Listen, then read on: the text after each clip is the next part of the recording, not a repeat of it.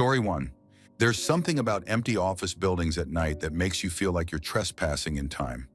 Everything that buzzes during the day, the printers, the chatter, the phones, goes silent, and all that's left are echoes that don't belong to anyone anymore. I used to work security for a large corporate office complex. 12 floors, glass walls, endless hallways, and a silence so deep it made your footsteps sound like thunder. My shift ran from 10 p.m. to 6 a.m., and most nights were boring enough that I could almost fall asleep standing. The routine was simple.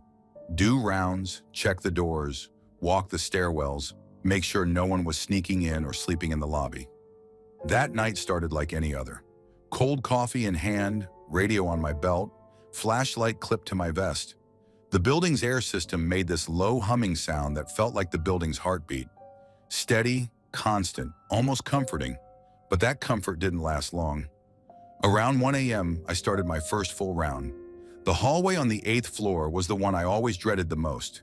It stretched for what felt like forever, maybe 400 feet straight down, with glass office doors on both sides and a massive window at the far end that overlooked the city. At night, that window turned into a mirror.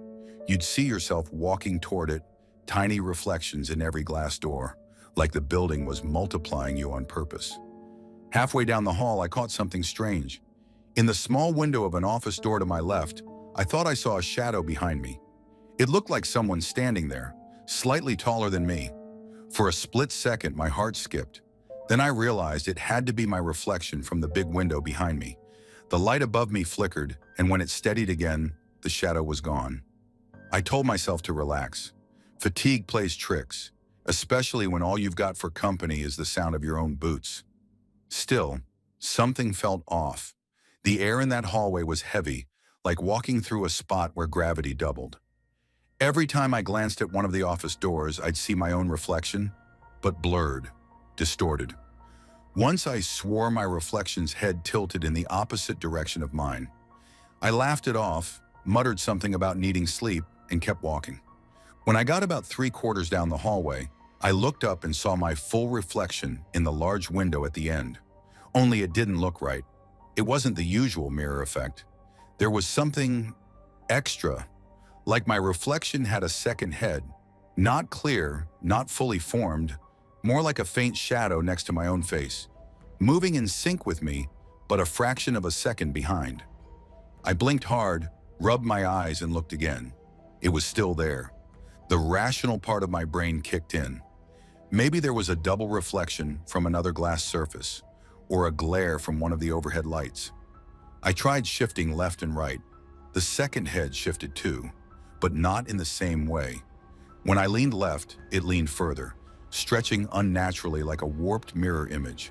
My stomach dropped. I picked up my pace, trying to laugh at myself for getting spooked by my own reflection. But that laugh died the moment I passed the last row of offices. The glass window at the end suddenly went dark, as if a shadow had passed in front of it. Then the motion lights flicked off behind me one by one, in perfect sequence, like something was walking the same path I'd just taken, but slower. I didn't turn around. I couldn't. My pulse was hammering so loud it drowned out the hum of the air vents. The last light above me buzzed, then dimmed to a faint yellow. That's when I felt it, a pressure right behind my neck, like someone was standing inches away, breathing lightly. I spun around, shining my flashlight down the hall. Nothing. Just my own beam reflecting off 100 pieces of glass. The moment the light passed each door, though, the reflections seemed delayed. It was like my reflection wasn't keeping up, like it was waiting a second too long to mimic me. I took a deep breath, forced myself to keep walking, and headed for the elevator. When I looked one last time down the hallway, the window at the end was no longer reflecting anything. It was completely black, even though the lights were still on. It looked like an open hole in the building. I don't know how else to explain it. I didn't finish my rounds that night. I sat in the lobby until sunrise, staring at the security monitors. When I went to check the cameras from that hallway, the footage glitched every few seconds. Static, distortion, lines across the screen, but not a single frame showed anyone behind me.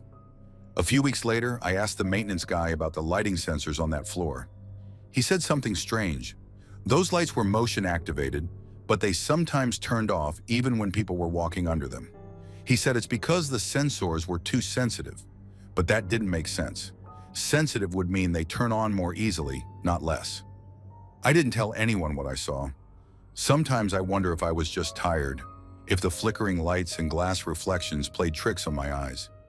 But then I think about the way that window turned black, like it swallowed light instead of reflecting it, and the way the air behind me moved, just once, like someone taking a quiet step. I never went back to that building, but when I see long hallways in office buildings, especially those with glass doors and bright overhead lights, I catch myself avoiding the reflections. I walk fast. I keep my eyes forward. Because now I know, sometimes what's behind you doesn't stay in the glass. Story 2. Night shifts have a way of stretching time. Hours don't move forward. They just sort of drip by, slow and uneven, like a leaky faucet you can't fix.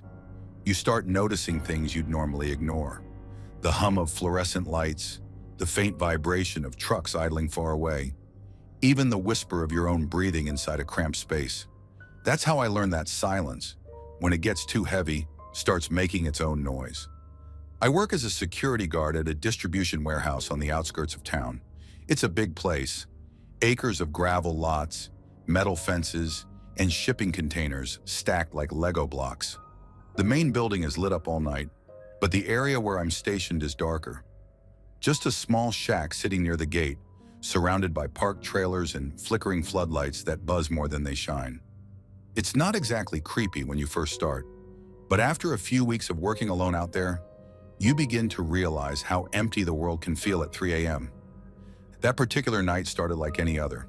The evening crew had clocked out, leaving the yard still and quiet except for the hum of the generator behind the main building. I did my usual routine, checked in the last trucks, logged the numbers, locked up the side gates, and made a cup of instant coffee that always tastes a little like metal. The shack windows faced the parking lot, and at that hour, the only movement was the occasional gust of wind pushing loose paper across the asphalt. It was close to midnight when I saw the first reflection.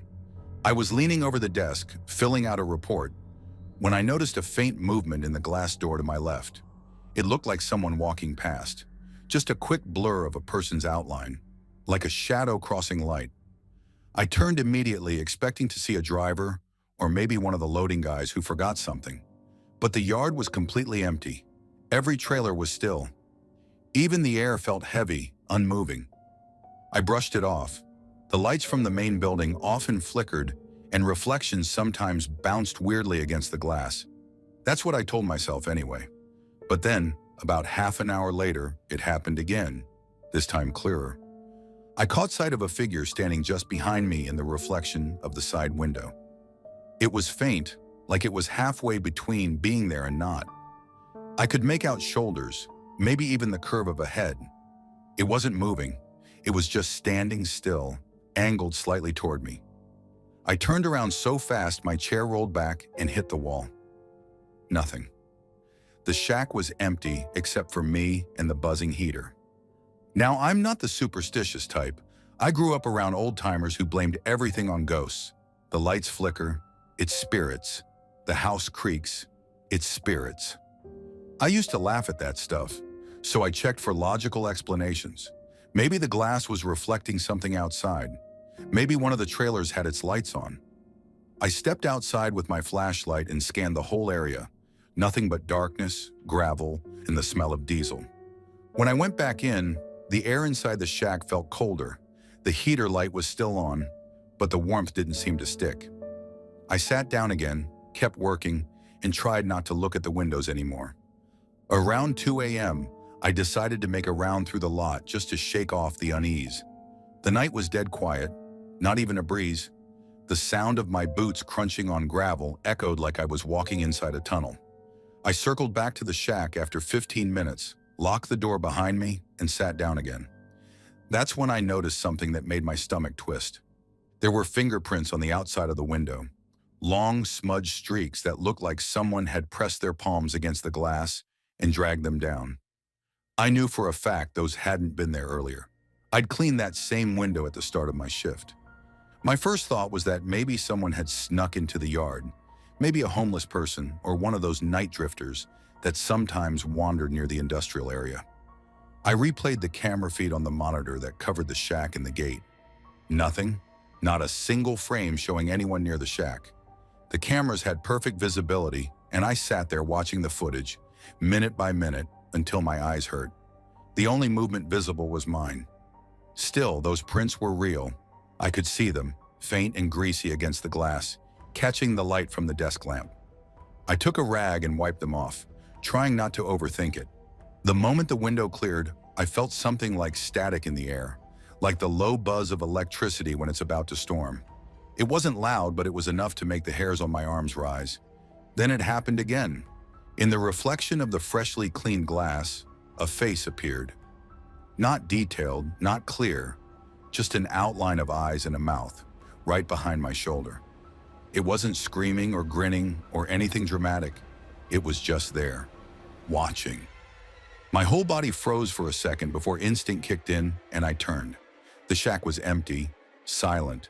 The air felt thick, heavy with that strange electrical buzz. I didn't look back at the window for the rest of the shift. I spent the last few hours sitting outside on the concrete step, wrapped in my jacket, pretending I preferred the cold. The sky started turning gray around 6 o'clock. By the time the morning crew arrived, I was more tired than I'd ever been. That wasn't the last time, though. Over the next few weeks, the reflections came back. Sometimes it was just a flicker.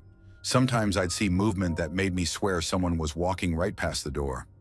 I even started leaving the shack lights dim to reduce reflections. But that didn't help. The strangest part? No matter what I saw, the cameras never showed anything out of the ordinary. Just me, sitting there, turning my head like an idiot at things that weren't there. Eventually, I stopped checking. Whatever it was, light tricks, stress, imagination, I figured it wasn't worth losing my mind over. It's funny though. Every once in a while, when I'm writing the night report and the room goes quiet, I can see faint smudges forming on the window again, like fingerprints pressing gently from the other side. Story 3. Working night shifts can make time feel like it's melting. Hours stretch, sounds bend, and the world outside feels like it doesn't exist anymore. The casino at night was like a living machine. Quiet hums, blinking lights, and the constant click of cooling metal once the noise of the crowd disappeared. I used to joke that the building breathed when everyone left, but that night I started wondering if maybe it did something else too. I'd been supervising the cashier area for a few years, always on the graveyard shift. We closed the floor around 4 a.m., and by then, the place looked completely different. Empty chairs, frozen slot screens, the echo of my footsteps bouncing around the counters. It had its own kind of peace. I actually liked it most nights. Fewer people meant fewer problems. That particular morning, everything had gone smoothly. The count was clean, the paperwork almost done, and I was the only one left in the area since my assistant had already clocked out early. It wasn't unusual. I was used to locking up alone. The overhead lights buzzed faintly, and the air smelled faintly of disinfectant and stale perfume. Normal casino smells, just quieter. Around 5 a.m., I was standing near the main counter, filling out the last bit of paperwork. My hair had fallen forward, blocking part of my vision, and I was focused on a stack of receipts. For a second, I thought I felt something brush against my hair. Just a tiny movement. I tucked it behind my ear and went back to writing. But then I noticed something move in my peripheral vision. One of the swivel chairs behind the cashier's cage was slowly turning. It wasn't a fast spin or anything dramatic. It was a slow, steady movement, like someone had just nudged it gently and walked away. I stopped what I was doing and just stared. The chair made one full rotation before it came to a stop, perfectly still. My first thought was that maybe I'd bumped the counter somehow, or maybe the air conditioner had kicked in. But when I checked, the vents were off. The whole floor was still, and yet my heart started beating faster. I remember thinking, there has to be a reason. But that was the thing. Nothing about it made sense. I stood there for what felt like a minute, just waiting for something else to happen. My mind went through every possible explanation. Maybe a vibration from the machines, maybe air pressure from the closing doors, maybe just a coincidence. But deep down, I knew I hadn't seen it wrong. That chair had moved, slowly, on its own. The weirdest part was the silence that followed. In a casino, even when it's closed, there's always some noise. Machines humming, fans whirring, something. But for about 10 seconds, everything went dead quiet. It was so quiet that I could hear the faint static from the overhead intercom. I told myself I was overreacting and sat down at the far end of the counter, trying to finish the paperwork faster. But once you notice something strange like that, you can't stop listening. Every sound feels amplified. Every flicker of light feels off. At one point, I thought I heard the faint creak of wheels again, the same kind the chair made. I turned quickly, but nothing had moved this time. Still, the air felt heavier. I could feel goosebumps spreading down my arms. I tried to laugh it off, even said quietly to myself that it must have been my imagination. But it didn't feel funny. I decided to check the floor cameras before locking up. Habit more than anything. We had a small monitor set up near the main safe where you could review the feeds. I rewound the footage about a minute before the chair moved, expecting to see something obvious. A breeze, a shift, maybe even me bumping something I hadn't noticed. But the footage showed exactly what I saw in real time. Nothing. No one walked by, no air vents fluttered, no movement, just the chair, completely still, then slowly starting to turn. I leaned in closer to make sure I wasn't missing something, and right when the chair began moving in the footage, the monitor flickered for a second. Just static, like an old VHS skipping. And then the feed froze. When it came back on, the chair was already stopped. I sat there staring at the screen, feeling that tightness in my chest you get when you realize something's not lining up with logic anymore. I replayed it twice more. Same thing every time. The spin, the flicker, the freeze. I didn't bother checking again after that. I shut down the system, packed my bag, and waited by the door until the clock hit 6 a.m. so I could officially clock out. The walk through the empty hallway to the staff exit felt longer than usual. Even the security lights seemed dimmer. When I told maintenance about it later that morning, they said maybe it was an air pressure shift from the vents upstairs. Maybe. I wanted to believe that. It was the most rational answer anyone gave me, and I clung to it for a while. But here's the thing. I've worked that same floor for years since then, the same air vents, the same layout. I've seen plenty of odd things on night shifts. Shadows where there shouldn't be any, reflections that don't quite match up. But that chair, it has never done that again. And the more time passes, the less I'm convinced it ever could have been the air. Sometimes late at night when I'm alone in that same cashier's cage, I catch myself glancing at that spot. The same chair still sits there, silent, harmless, waiting. And every now and then, I swear it's turned just slightly when I look back. Story 4. There's a certain kind of quiet that only exists in museums at night.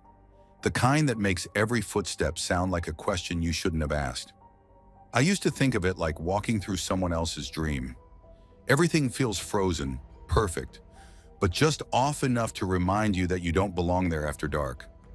Back when I was in university, I worked part-time as a security guard at the Louvre. It was mostly for the extra cash and to pad my resume. During the day, the place buzzed with tourists and camera flashes. But at night, when the lights dimmed and the air settled, the museum became something else entirely. It felt heavier somehow, like the art was holding its breath. I never did the night shift at first. My schedule kept me on early mornings and afternoons. But one semester, one of the regular guards went on leave, and they asked if I could fill in for a few overnight rotations. I said yes. I figured, how bad could it be? The Louvre is one of the most secure buildings in the world. What could possibly happen there? The first few nights were fine, boring even. I walked the same routes, checked the same rooms, flashed my light around, and made notes for the logbook. But by the third night, I started to understand why some guards didn't like the Hall of Blades. That corridor, tucked away near one of the lesser-known exhibits, was lined on both sides with ancient swords, armor, and weapons. Most were displayed behind thick glass, gleaming faintly under low light. It was beautiful in the daytime, downright majestic even. But at night, those metal shapes caught the dim reflections and turned them into eyes. Watching eyes. That night, I remember the air being unusually cold in that corridor. I thought maybe the climate system was malfunctioning again. It had a history of doing that.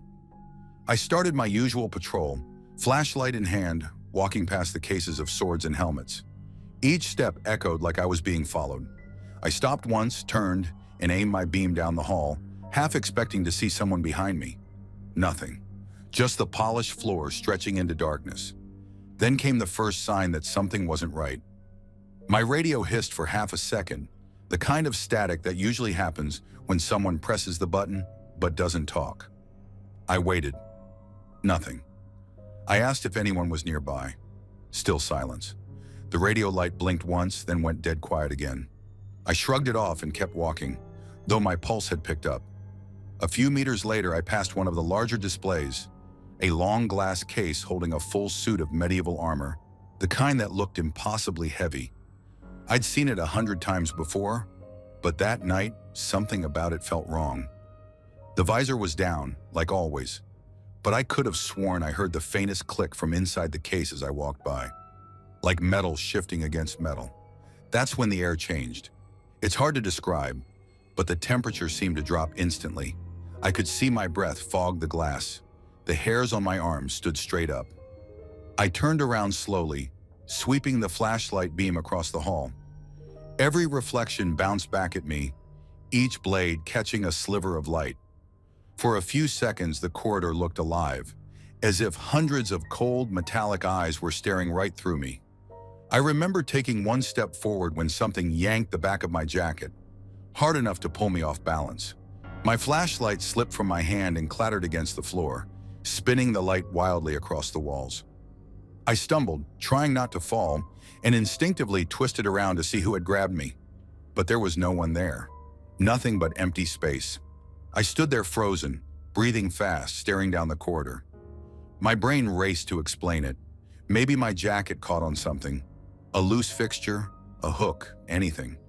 But the hallway walls were smooth marble. No edges, no wires, nothing that could have snagged me. I reached back, tugged at my jacket to test it. It moved freely.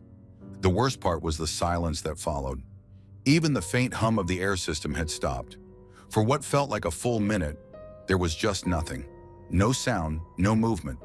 Then from somewhere deep down the corridor, I heard it. A faint metallic clink, like something tapping against glass. Once, then again, then it stopped. I picked up my flashlight and swept it toward the sound. The beam caught one of the sword displays. I could have sworn the sword inside was tilted at a slightly different angle than before, but I told myself I was imagining it. My hands were shaking too much to tell anyway. At that point, I decided I'd had enough. I made my way straight back to the main security room, heart pounding so loud I could barely hear the squeak of my shoes. I logged the patrol as clear and didn't say anything about what had happened. I didn't even look at the cameras that night. When morning came, I told the day supervisor about the strange tug, half expecting him to laugh. Instead, he gave me this uneasy look and said the same thing had happened to another guard years back. Same corridor, same kind of pull. He said they checked the cameras then too, and saw the man's jacket jerk backward as if someone had grabbed it. Only there was no one behind him. After that, I stopped volunteering for night shifts. I told them I needed to focus on my classes, which wasn't exactly a lie, but the truth is, I couldn't shake that feeling, that invisible hand on my jacket, that impossible cold. And every time I think about it, I can still feel that sharp tug at my back, like something was trying to remind me that I wasn't supposed to be there. Story 5. Some buildings hold on to sound the way old books hold on to smell, thick, lingering, and impossible to fully get rid of. My school is one of those buildings. The walls seem to remember everything. Lessons, whispers, scoldings, even the faint scrape of chairs from years ago. I never thought much about that until I started staying late. Now I can't walk those halls alone without feeling like something else remembers me too. I'm a teacher, nothing glamorous, just your average middle school English teacher. During winter, when the sun sets ridiculously early, I often stay back after classes to catch up on grading. It's usually around 7 p.m. when I finally pack up. By then, the building's gone quiet. No students, no janitors, no noise except for the occasional hum of the old heating system. At first, I liked it. There's something peaceful about an empty school after a long day. the same kind of peace that comes after a storm. But peace doesn't last long in silence. It twists, becomes something heavier. The first time it happened, I was grading papers in my classroom. The only light came from the desk lamp I'd brought from home, its warm yellow glow barely stretching past the first few rows of desks. Everything outside that little circle of light was swallowed by darkness. I remember looking up at the clock. It was 6:48. I'd been there longer than I meant to, but I wanted to finish before heading out. That's when I heard it. Faint, high-pitched laughter. The sound of children giggling somewhere down the hall. It wasn't loud, just clear enough that I froze mid-marking. At first I thought maybe one of the janitors had their kids waiting for them. That wasn't unusual. I waited, listening for footsteps or talking, but there was nothing else. Just a few seconds of laughter that faded into silence. I told myself it was nothing, probably some sound from outside, the wind through the vents or something bouncing off the old walls. But it happened again the next night, around the same time while I was putting away my laptop. This time it sounded closer, like the laughter came from just outside my classroom door. I didn't think. I got up immediately and walked into the hallway. The light sensors clicked on one by one as I moved down the corridor, revealing empty lockers and rows of bulletin boards with student artwork. The air smelled faintly of cleaning spray and chalk dust. Everything looked normal. Too normal. I checked the bathrooms, the gym, even the small reading nook at the end of the hall. No one was there. Every classroom door was locked, every window shut tight. I remember standing by the stairwell, looking down toward the ground floor, and hearing one last faint giggle echo upward, like it was mocking me for looking. After that, I tried to brush it off. I told myself I was just tired. I even made jokes about it to myself. But the truth is, it started to get under my skin. The third time was worse. It was late January and the power had been flickering all day due to heavy rain. Most teachers left early, but I stayed behind, stubborn as ever. By 6:30, the halls were already dark, and the emergency lights cast this eerie blue glow across the floor. The rain outside sounded like static against the windows. I was halfway through a stack of essays when I heard running footsteps, light and quick, like children playing tag. Then came the laughter again. This time it was different, layered as if more than one voice joined in. I stood up so fast my chair tipped backward. The sound moved past my door and down the hall. Without thinking, I followed. My shoes squeaked against the linoleum, and the motion lights flickered on with a slight delay. So every few steps, I was chasing something I couldn't see in semi-darkness. I swear, for a split second, I thought I saw a shadow turn the corner. Small, fast. When I reached the end of the hallway, the lights flickered off behind me. The laughter stopped instantly. It wasn't a fade out. It just cut, like someone hit mute. That silence was worse than the noise. I could hear my own heartbeat, fast and uneven. I turned around, ready to head back, when I noticed something odd. One of the classroom doors halfway open. That door had been locked when I passed earlier. I pushed it open and flicked on the light. The room was empty, desks neatly arranged, chairs stacked. The only thing out of place was a single crayon lying in the middle of the floor, red, worn down to a stub. I don't teach the younger grades, so there's no reason a crayon should have been there. I picked it up, turned it in my fingers, and for some reason, the air felt heavier, colder. It's hard to explain, but the moment I set the crayon back down, I heard a faint whisper of laughter again, directly behind me. I spun around, but there was no one, just the door slowly creaking back open from the draft. I don't even remember grabbing my things after that. I just left. Locked up behind me, double-checked every exit, and practically jogged to my car through the rain. That night I couldn't sleep. I kept replaying the sounds in my head, the way it didn't echo like normal laughter, the way it felt close. I even tried to rationalize it. Maybe it was the sound of old pipes, or maybe the wind somehow carried noise from the playground outside. But there's a fence around the whole school, and I'd checked every room. Logic didn't fit cleanly anywhere. I didn't tell anyone at first. I didn't want to sound crazy. But after a few days, curiosity got the better of me. So I casually asked one of the custodians if they'd ever heard kids after hours. He gave me this long look and said he usually avoided the East Wing during winter evenings. Said the motion lights there sometimes turned on for no reason, and once he swore he heard a ball bouncing in an empty hallway. I haven't stayed that late since. I bring my work home now, even though I hate grading on my couch. It's quieter that way. Quieter in a way that feels right. Still, sometimes when I lock my classroom door in the evenings, I pause, just for a moment, listening, and every once in a while I swear I can almost hear that faint giggling again, just out of reach. Like the building itself isn't done remembering. Story 6. Some nights have a weight to them. The air feels thicker, heavier, like it's pressing against your skin, waiting for something to happen. That's exactly how the night felt when I was working a late shift at Colonial Williamsburg. It was one of those quiet evenings when the streets were empty and the only sounds were the distant chirps of crickets and the rhythmic crunch of gravel under my boots. My job wasn't complicated, mostly just closing things up and turning off lights around the historic district. The governor's mansion was always my last stop, beautiful place during the day, but at night it carried a kind of presence that made you feel like you weren't supposed to be there after dark. That night I went through the usual routine, locked up the front doors, checked the exhibit rooms, and made sure every lamp and display light was off. The mansion was dark and still, so I walked back toward my car, feeling good about finishing early for once. I was halfway across the courtyard when I noticed something strange, a single window glowing faintly at the top of the building. It looked like someone had left a light on in the attic. At first I figured I'd missed it. I was still new then, trying hard not to mess up, so I sighed and turned back. The glow was steady, pale yellow, not the bright white of modern bulbs, more like candlelight, but softer somehow. Inside, the air had cooled, and every footstep echoed against the wood floors. I climbed the narrow staircase that wound up to the third floor, where the attic access was tucked behind a small maintenance door. The building always creaked, but that night the sounds seemed closer, like the house was reacting to my steps. When I reached the top, the light from the attic window had disappeared. I stood there in the dark, half expecting someone to jump out as a prank. Nothing. I shone my flashlight around, bare wooden beams, dusty furniture covered in sheets, nothing out of place. The air smelled faintly of old wood and varnish.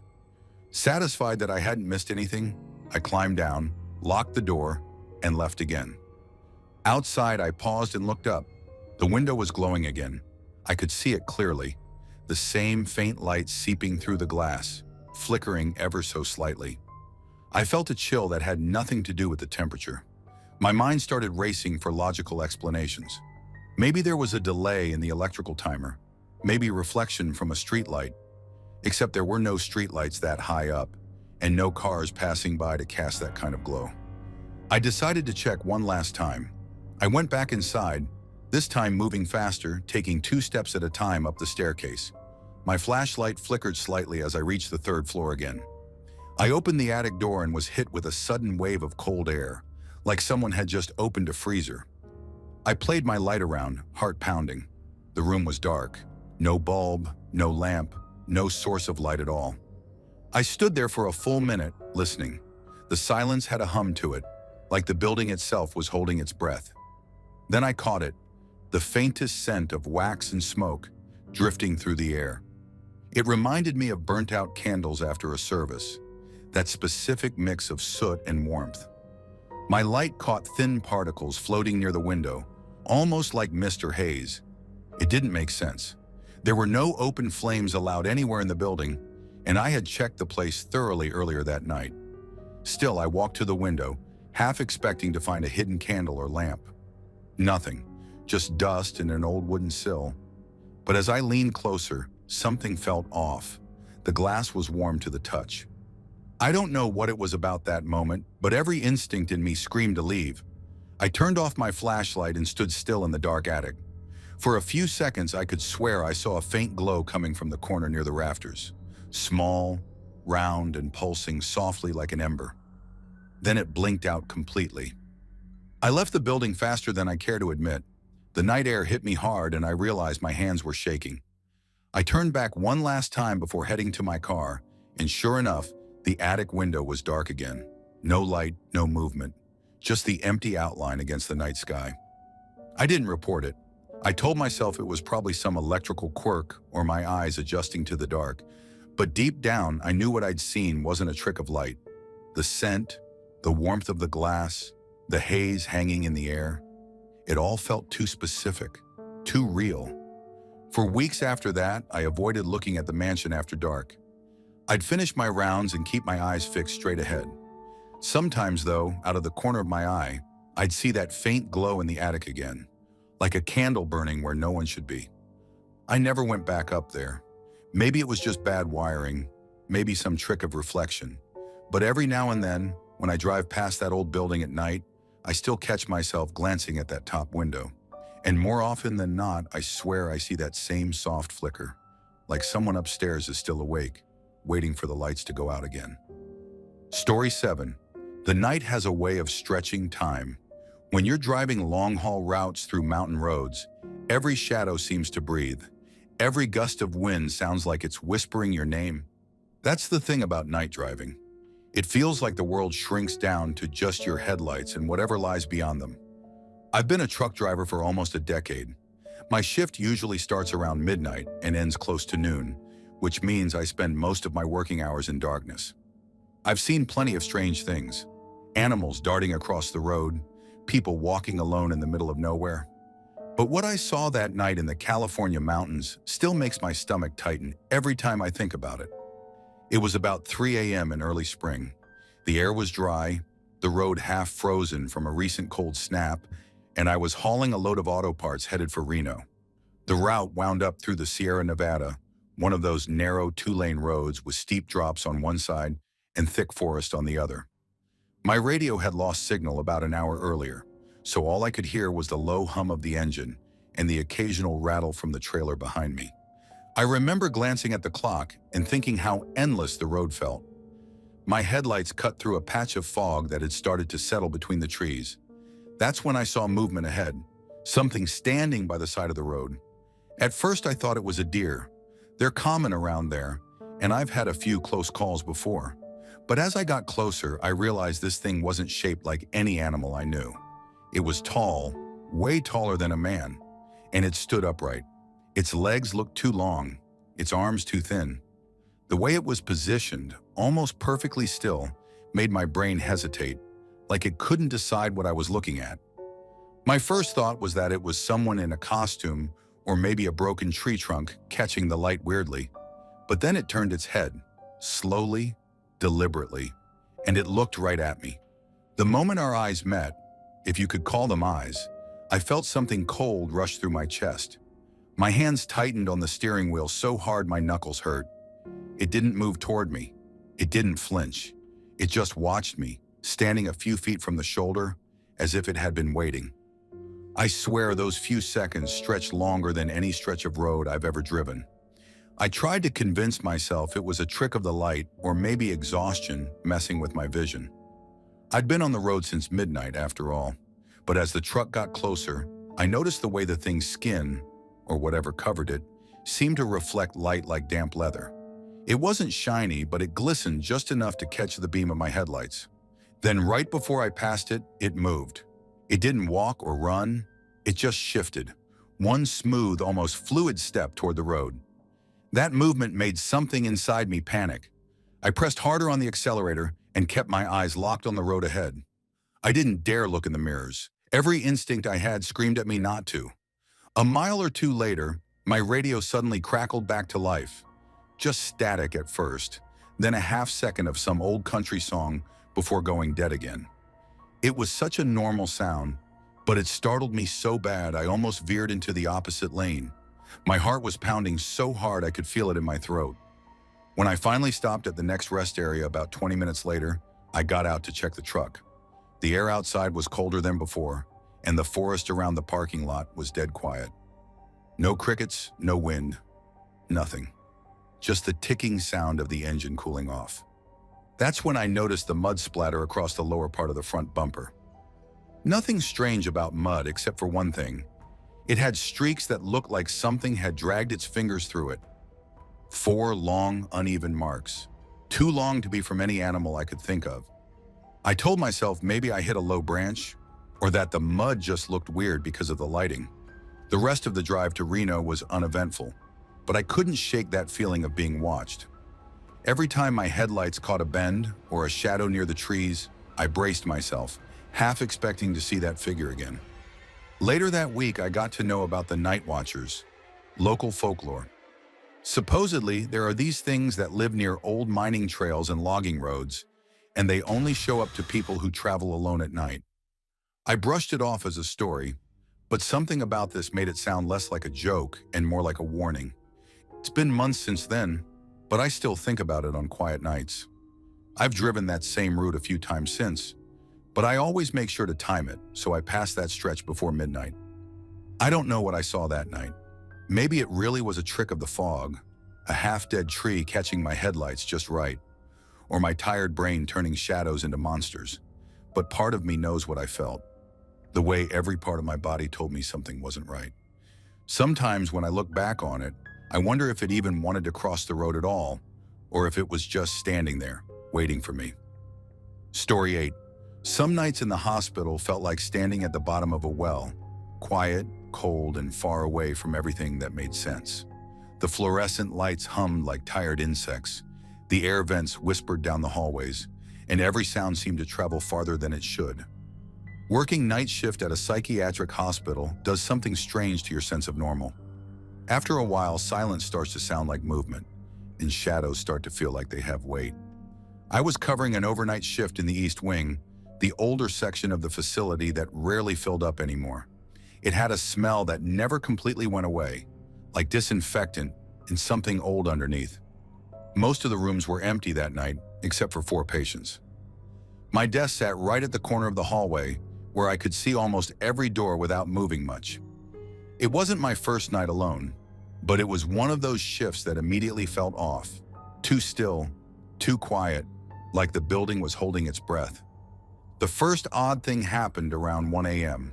I was doing rounds, checking that each patient was asleep or at least calm. As I passed room 209, I noticed the door wasn't fully closed. It was open just enough for a sliver of light from the hallway to slip inside. I figured someone might have left it that way after a check earlier. When I went to push it shut, I saw movement, just a pale shape shifting near the doorframe. Then a face leaned out, halfway visible in the dim light. It was one of the patients. I recognized him immediately. Quiet guy, maybe mid-30s, on medication for paranoia and insomnia. He was staring at me, only half of his face visible through the crack. His lips were moving, but I couldn't make out any sound. I told him gently that it was late, asked if he needed anything. He didn't answer. He just kept whispering to the air, eyes wide, like he was trying to speak but couldn't remember how. Then slowly, he leaned back inside and shut the door. I stood there for a few seconds, unsure whether to go in and check or not. Part of me thought he might just be disoriented. Happens a lot with the medication. I decided to keep an eye on his door from the desk instead. For the next half hour, nothing happened. I went back to charting notes, and eventually the uneasiness faded into the usual night shift fatigue. Around 2:10 a.m., I heard the door creak again. That same slow, dragging sound of the hinges. When I looked up, there he was. Same position, same eerie stillness. Just half his face peeking through the gap. This time his lips weren't moving. He was completely still, but his eyes were fixed on me, unblinking. I called out again, louder this time, asking if he was okay. No reaction. He just stood there for several seconds before leaning back into the darkness and closing the door again. Something about the whole thing didn't sit right. The way he moved didn't feel natural. It was too slow, too deliberate, almost like he was trying not to be seen, but wanted to be noticed at the same time. I wrote it down in my log and decided I'd check his room on the next round. When I went to his door about 20 minutes later, the room was empty. Bed neatly made, sheets tucked tight.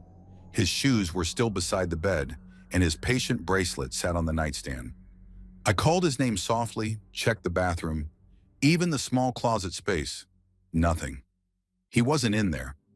My heart started racing, but I tried to stay calm. Sometimes patients wander, though not often from this particular ward. I checked every other room and hallway in the wing. No sign of him. The only thing that seemed off was the air. It felt cooler, heavier somehow, especially near 209. I went back to my desk to call the on-duty nurse for assistance. But before I picked up the phone, I heard the creak again. The door to 209 was opening. It wasn't wide this time, just enough to see the darkness behind it. I walked slowly toward it, flashlight in hand. When I reached the door, I hesitated. I pushed it open carefully, calling out again. The light from my flashlight cut across the room, and that's when I saw him. Standing in the corner, facing the wall. Perfectly still. I started to step forward, but as soon as my light passed over him, he turned his head. Not all the way, just slightly, enough for me to see the side of his face. His eyes were open, but there was no expression, no recognition.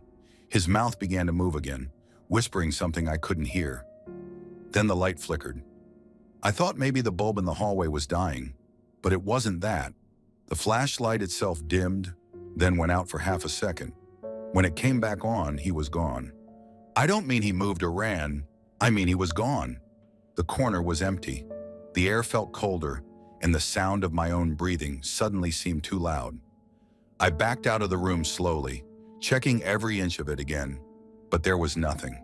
No sign of movement, no way he could have slipped past me. A few minutes later, security came by to help search. We eventually found him in the common room on the other side of the wing, sitting calmly on the couch, staring at the turned-off TV. He didn't seem aware that he'd even left his room. When I asked about earlier, he just said he hadn't seen me all night. I never figured out what really happened. Maybe he'd found some hidden path through the staff hallway I didn't know about. Maybe I imagined part of it, exhausted from the long hours and dim lights. But even now, when I think about that whisper and how he vanished right in front of me, I can still feel that cold, heavy air pressing against my chest. Sometimes when I work the night shift, I'll walk past room 209 again. The new patients don't stay there long. They complain about hearing murmurs late at night, like someone whispering from behind the door. I always tell them it's just the building settling, but deep down, I know that's not the sound of settling. It's the sound of something that never left. Story 9. Working the night shift is a bit like living in another version of the world. One where the air feels heavier, the silence has weight, and every sound carries a question mark. The city doesn't sleep. It just whispers differently after midnight. That's what I used to tell myself to stay sane during my overnight shifts at a halfway house. The building was old, 3 floors of dim hallways and creaking floors, tucked between a mechanic's garage and an abandoned brick warehouse. My shift usually ran from 10 p.m. to 6 a.m. It wasn't a bad job, just lonely. You spent most nights listening to the hum of the vending machine and the occasional plumbing rattle, watching a wall of security monitors that showed every inch of the property, except for one blind spot in the back alley. That alley was narrow, maybe 15 feet wide, and stretched the entire length of the building. On one side, our halfway house. On the other, a 2-story brick warehouse with no windows or doors facing us. Just a solid wall. The only entry points were at either end of the alley, both covered by cameras mounted side by side on a single pole, one aimed north, the other south. Between them was the blind spot, a perfect V of about 20 feet the cameras couldn't see. It was around 2:30 a.m. when I noticed something strange. I was cycling through the feeds like usual when a figure appeared on the north camera, someone walking slowly down the alley. At first, I thought it was one of our residents sneaking out. That happens sometimes. I leaned closer to the screen. The person's clothes were dark, and the camera's infrared made their face look washed out, almost featureless. I kept watching as they got closer to the edge of the frame. Then right as they were about to move out of view and into the blind spot, the feed glitched, just for a second, like static tearing across the screen. When it cleared, the person was gone. I switched to the south camera immediately, expecting to see them walk out the other end, but the screen stayed empty. No one came out. I waited, eyes glued to both monitors. Nothing. It had only been maybe 5 seconds, too short for someone to double back without being caught by the first camera again. My stomach dropped a little. The only logical explanation was that they were standing in that 20-foot blind spot. I didn't like the idea, but I had to check. Policy said we couldn't ignore potential breaches, and besides, the alley was fenced off. No one should have been there in the first place. I grabbed my flashlight and keys and stepped outside through the back door. The night air was cold and damp, carrying the smell of oil and wet pavement. My boots echoed off the concrete as I entered the alley. It was darker than usual. One of the overhead lights had burned out weeks ago, and the silence was so complete I could hear my own pulse in my ears. I moved slowly, sweeping my flashlight beam along the ground and up the brick walls. Nothing but trash bins, a few cardboard boxes, and a stack of old pallets. The kind of clutter that always looked more human than it was.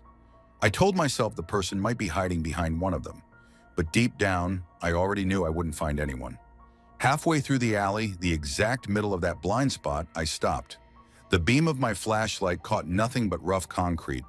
No doors, no drains, no gaps big enough for someone to crawl into. The other side of the alley, the warehouse wall, was completely sealed. No windows, no vents, just old brick. I stood there listening. The silence pressed in from every side. Then faintly I heard it, the sound of footsteps, slow, steady, coming from behind me. I spun around, but there was no one there. My light only caught empty space. The footsteps stopped the instant I turned. My first thought was that maybe sound was bouncing weirdly between the buildings.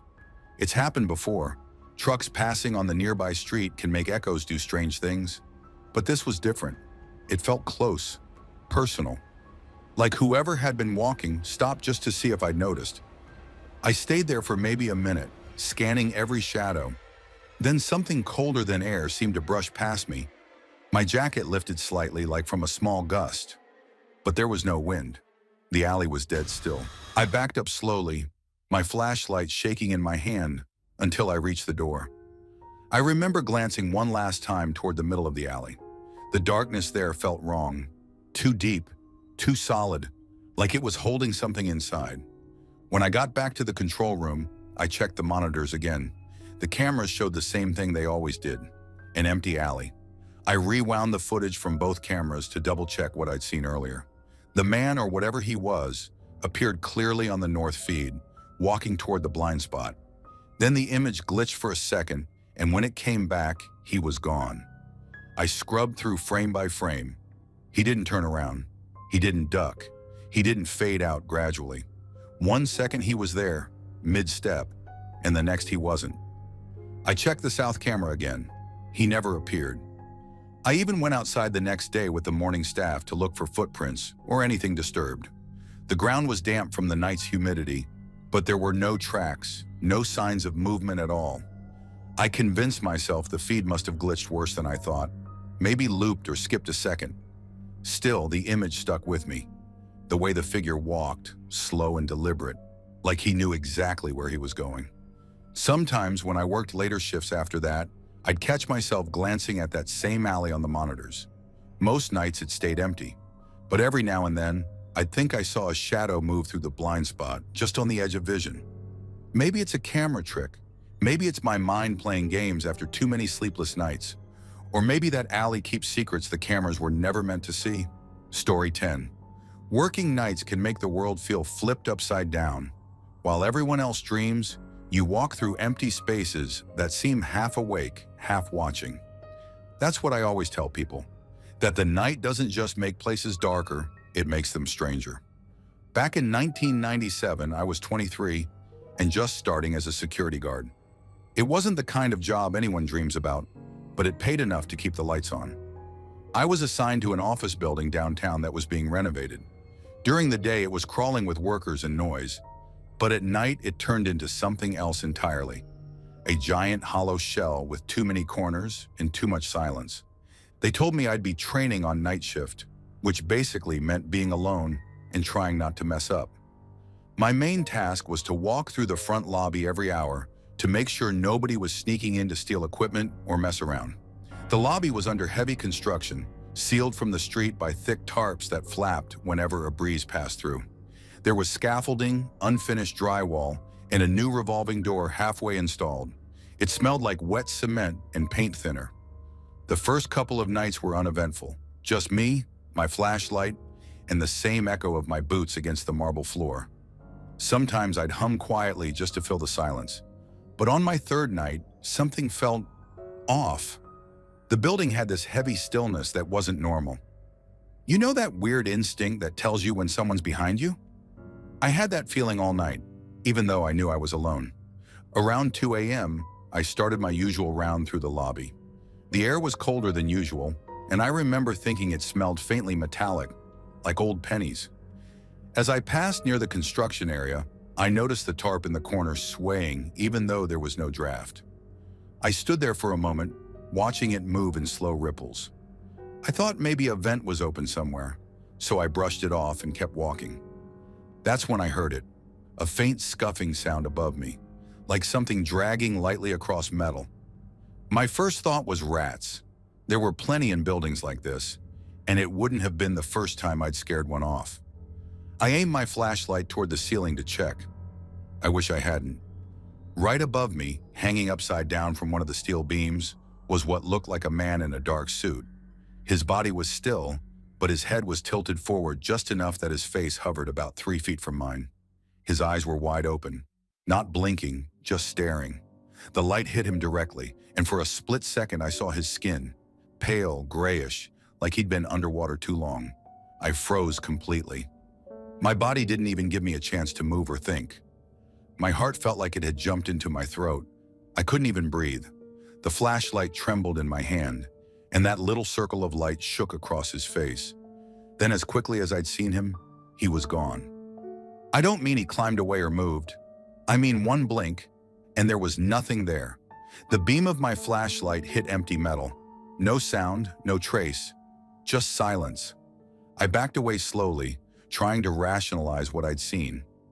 Maybe it had been my reflection on a sheet of plastic above me. Maybe a trick of light or exhaustion or both. My brain was desperately looking for any explanation that made sense. I remember checking the area with my flashlight for several minutes, shining it along every beam and ledge. Nothing. No footprints in the dust, no movement, no hanging cables. I told myself I'd imagined it. A shadow, a stress reaction, whatever helped me finish the shift. But when I turned to leave, something caught my eye again. The tarp near the revolving door was still swaying. Only now the bottom corner was pulled tight, like someone was standing behind it and holding it from the other side. That was enough. I left the lobby and sat in the security booth until morning, counting every minute. I didn't mention it to my supervisor. I figured they'd just laugh it off and tell me I wasn't cut out for nights. The weirdest part? The next day, I went through the lobby in daylight with one of the contractors. The area where I thought I'd seen the man didn't have any beams low enough for someone to hang from. The nearest support was at least 15 feet up. There was no access ladder or platform, just open space. I told myself it must have been a reflection. Maybe the flashlight had bounced off something shiny and formed the shape of a person. But even now, after years of working nights, I've never seen anything like that again. Sometimes when I think back, I remember how his eyes looked. They weren't angry or frightened, just aware. Like he was as surprised to see me as I was to see him. I don't know if I really saw a man or something my tired brain invented in the dark. But I do know one thing. After that night, I never looked up in that lobby again.